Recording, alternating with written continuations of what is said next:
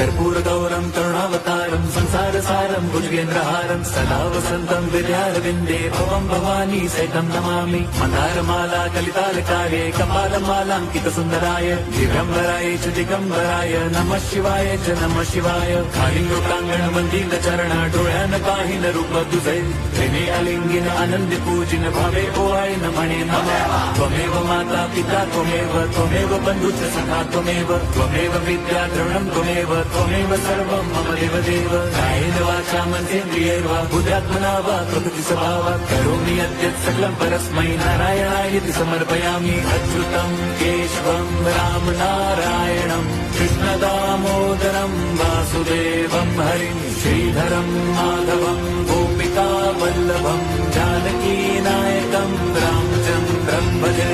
Hare Ram